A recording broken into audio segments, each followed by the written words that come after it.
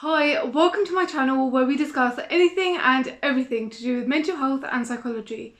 This video is the second part in my KSA series where we'll be going through criterion 2. So if you haven't seen the first part, I think it will be more useful for you to go through and watch that one first before you watch this one, because then this one will make a little bit more sense. As I mentioned in the last video, it will be useful for you to have the KSA open, and I'll link it down in the description if you haven't saved it already. And it will be useful for you to have it open just so you know what I'm talking about, basically. So I've got mine open. So yeah, let's get into what it's asking us to do. So criterion 2 is still part of knowledge, like criterion 1, and it's about health and social care approaches.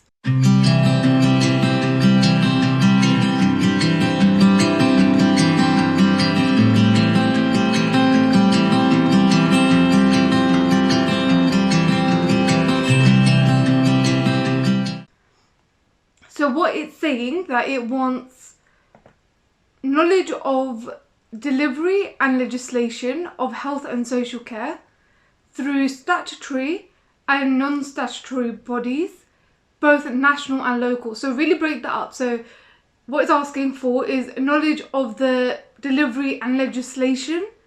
So through statutory and non-statutory bodies, both local and national,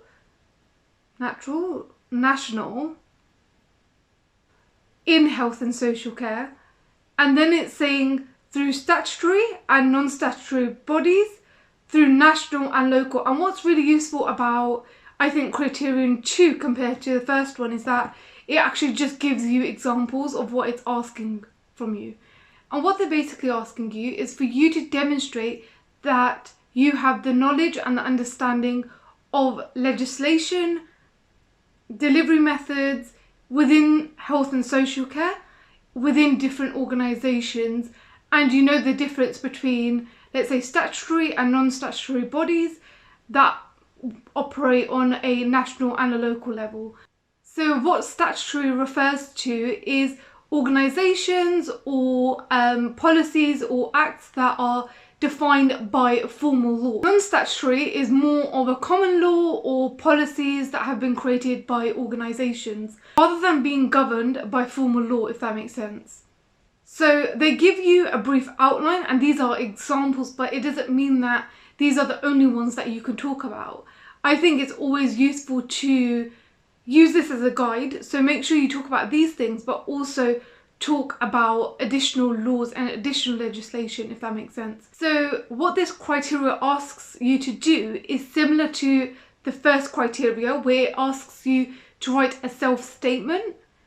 And then again, like criteria 1, it asks you to either provide evidence through a training course or a reference. And again, for BABCP, you also need to have evidence of self-directed study. So the evidence for training that you can provide could be a coherent delivery method where you've learned all the information together, or it can be acquired through several different training modules.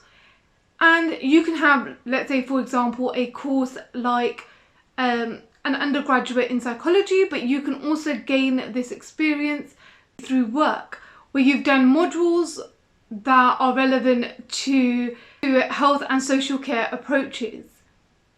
It can also be through other organisations, so as long as you have evidence, for example a transcript, or you've got a certificate from that training, you can put that into your portfolio. So, there's a fox in my garden. Anyway, where was I? So, like for criteria 1, I used my undergraduate certificate and my transcript from my undergraduate degree, and then I also used transcripts from modules and training that I undertook while I was at different workplaces that provided evidence that I had knowledge of certain laws, certain legislations, and certain delivery methods, for example. So I put evidence of training in the Mental Health Act, deprivation of liberty, there's the box again, equality and diversity, mental health laws, relevant other laws like confidentiality laws, data protection, IT security, duty of care, information governance, and safeguarding, Mental Capacity Act, Human Rights Act.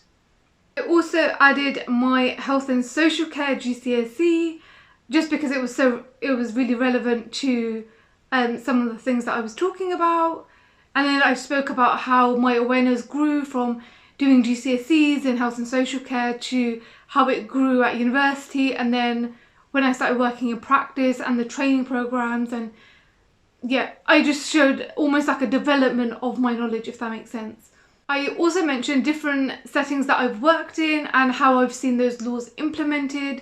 So really taking that, okay, I've had all this training, but then now implementing it to how it applies in practice, and almost like the practical applicability of the laws, if that makes sense. I spoke about the relevance of mental health laws, how this is relevant, how they applied, why they're important in practice, and I use very specific examples of how, let's say, for example, where things were followed through and how they were beneficial, or where things haven't been followed and what happened. And I not only applied this for patients, I also apply this to co-workers, because like, for example, like the Human Rights Act, the Equality Act, it applies to everyone, not in terms of just of a duty of care. Something that's really good to demonstrate is that your awareness and understanding of these laws applying to everyone, not just in a healthcare setting.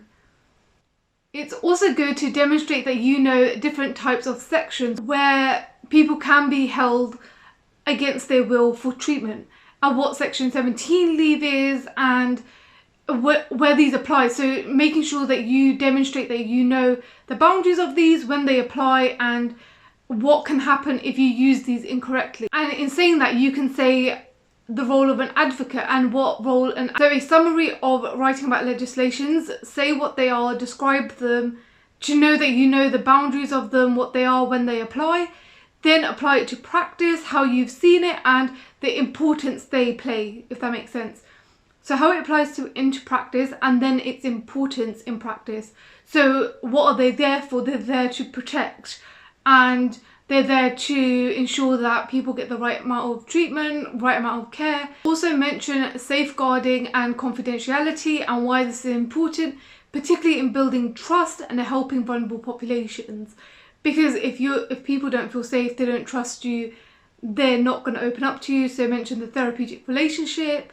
And then you can also talk about how confidentiality might be breached in some cases and why it plays an important role in mental health services. I also spoke about stigma and discrimination, particularly in relation to mental health or other protected characteristics in the Human Rights Act. Moving on from that, you can also talk about the National Service Framework, what it is, why it's important, what role it plays. Also touch on how it was developed and the importance of it being developed, and mention the aims and goals behind developing the National Service Framework. You can also mention person-centred care, the MDT, why it's important for mental health professionals to be aware and understand legislation, policies, and procedures that are in place. Then you can go on to talk about the NICE guidelines, the BPS guidelines, and almost start bringing everything together and talk about why the NICE guidelines and the BPS guidelines are really important, particularly in evidence-based interventions and evidence-based treatment.